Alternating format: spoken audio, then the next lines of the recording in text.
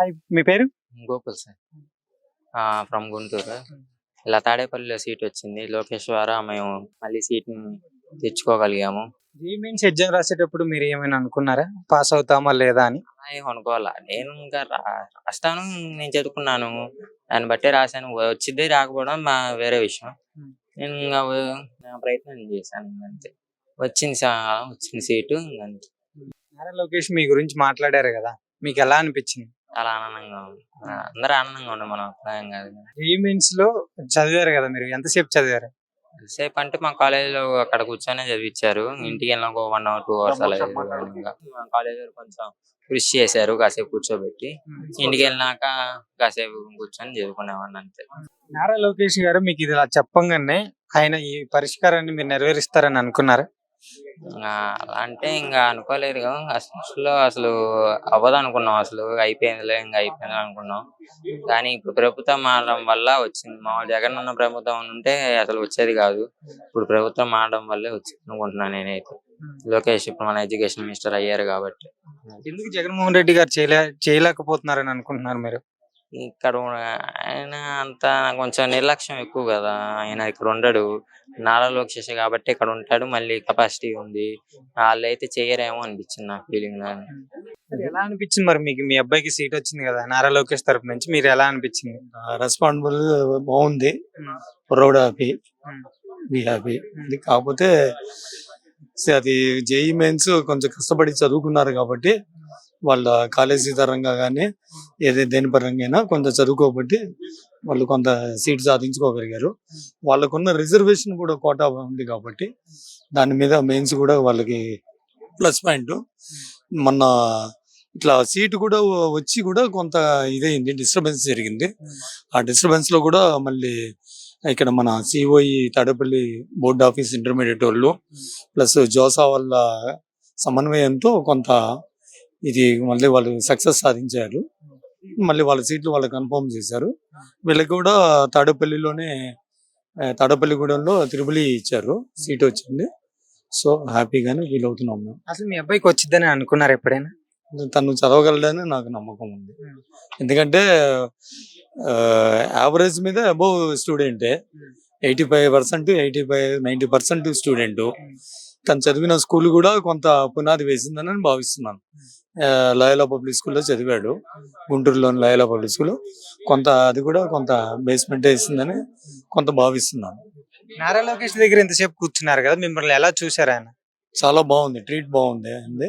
Sir వాళ్ళదే treat కానీ ఇదని కానీ చాలా హ్యాపీగా ఫీల్ అయ్యాము. రెస్పాన్స్ కూడా బాగుంది సార్ వాళ్ళది. బాగా పిల్లల పరంగా కూడా ఆయన చాలా ఎడ్యుకేషన్ పరంగా కేర్ తీసుకుంటామని చెప్పి చాలా ప్రామిస్ చేశారు. ప్లస్ రాబో కాలంలో 5 ఏళ్లలో ఒక 20 లక్షల ఉద్యోగాలు మేము కల్పించాలనే భావనలోనే ఉన్నాం. పిల్లలకు కూడా ఇక్కడే ఎడ్యుకేషన్ ఉండేటట్టుగా ఇండస్ట్రీల పరంగా కానీ అవన్నీ కొంత వీళ్ళకి వెసులుబాటు ఉండేటట్టుగా చెన్నై కానీ బెంగళూరులో అట్లా వెళ్లకుండా మన అమరావతిని డెవలప్మెంట్ చేసుకుంటూ ఇక్కడే స్థిరపడాలనే ఆలోచన కూడా ఆయనకి ఉంది. ప్లస్ పిల్లల మీద కూడా ఇది చెప్పారు, వాళ్ళు ధైర్యాన్ని ఊరికొచ్చారు వాళ్ళకి జాబ్స్ పరంగా. మరి ఇప్పుడు ఒకవేళ మీ కొడుకు రేపు జాబ్‌కు వెళ్ళి ఇదంతా చేసిందంతా ఈ ప్రభుత్వం వల్ల వచ్చిందని మీరు ఎక్కడైనా చెప్పుకోగలరా? ఖచ్చితంగా చెప్పుకోగలుగుతాం, అంతే చెప్పుకోగలుగుతాం. ఎందుకంటే 100% రేపు ఎడ్యుకేషన్ పరంగా ప్రభుత్వంలో మనకు మంచి వెసులుబాటు జరుగుతుందనే అవకాశాలు ఉంటాయని అనిపిస్తుంది.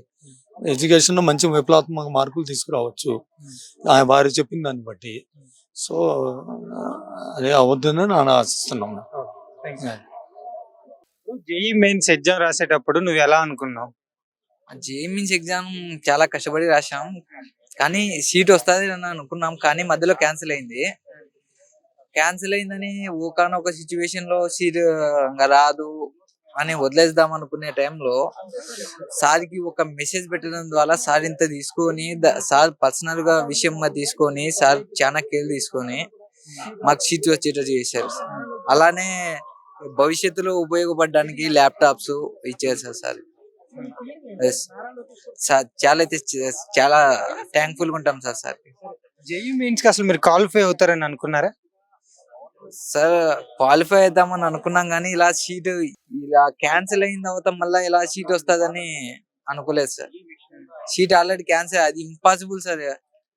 కానీ సార్ పాసిబుల్ చేసినారు సార్ దాన్ని. రాసేటప్పుడు ఏమైనా టెన్షన్ పడ్డారా?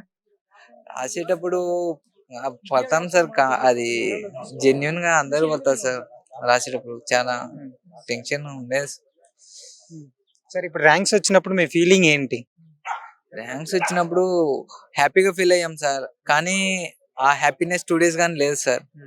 అవి ఎందుకంటే మరి ఈ సీట్స్ వచ్చిన తర్వాత మళ్ళా క్వారీ వచ్చింది సార్. క్వారీ రావడం వల్ల మేము ఇంకా సీట్ రాదు అని వదిలేసాం సార్. ఇంకా వదిలేసి ఇంకా ఎంసెట్ చూసుకుందాంలే అనే సిచ్యువేషన్ లో సార్కి ఒక మెసేజ్ పెట్టడం ద్వారా సార్ చాలా కేర్ తీసుకొని ఈ స్టేజ్ కి మమ్మల్ని తీసుకొచ్చారు సార్. ఎన్ఐటీలో సీట్స్ వచ్చేసారు ఇప్పుడు ప్రస్తుతానికి అయితే అందరికి. చెన్నై ఐటీలో మీకు ఇలా ఇన్ఫర్మేషన్ వచ్చినప్పుడు మీరు ఎలా అనుకున్నారు?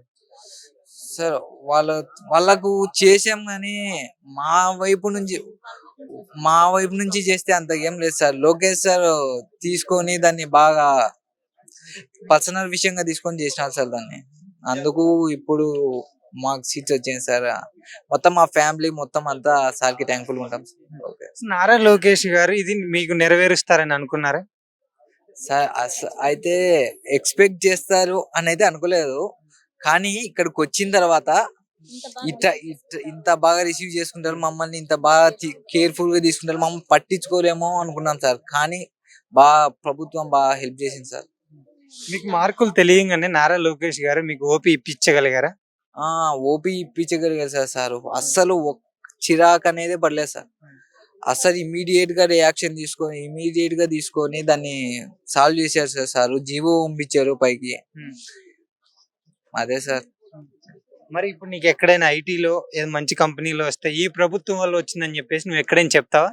చెప్తాను సార్, ఖచ్చితంగా చెప్తాను సార్. లేదా ఇది ఇచ్చేసారని మర్చిపోతారా?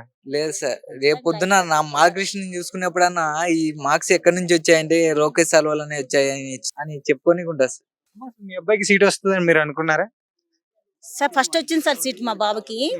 కానీ ఖచ్చితంగా వస్తుంది అనుకున్నాం సార్. 2 days వస్తుందిలే అనుకున్నాం సార్.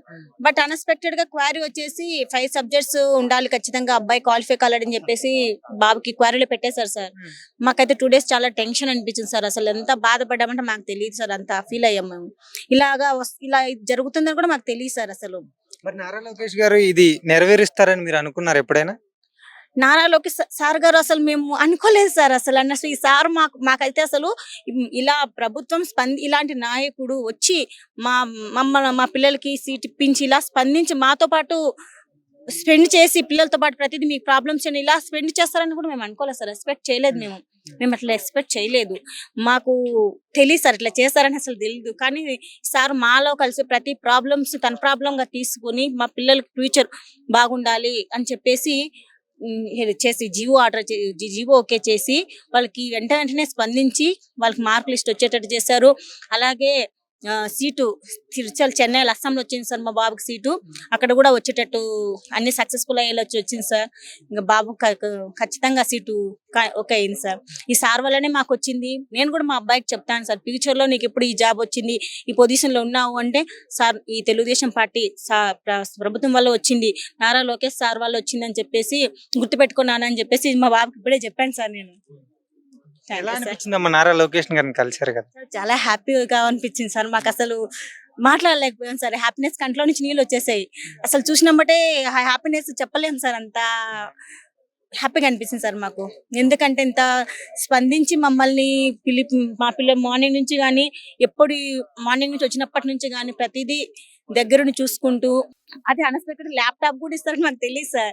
ఇది పిల్లలకి సీట్ ఇచ్చినదే కాకుండా ల్యాప్టాప్ కూడా ఇప్పించి మీరు బాగా చదువుకోండి అని ఎంకరేజ్ చేసి మంచి జాబ్స్ చేయండి, అమరావతిలోనే మీరు జాబ్స్ చేసి మీకు అలాంటి ఎడ్యుకేషన్ సంబంధించిన జాబ్స్ కూడా మన ఇండియాలో డెవలప్మెంట్ చేసి జాబ్స్ ఇప్పించేటట్టు చేస్తాం, ఇక్కడే ఉండండి అని సపోర్ట్ చేసి మాట్లాడారు సార్ పిల్లలతోటి.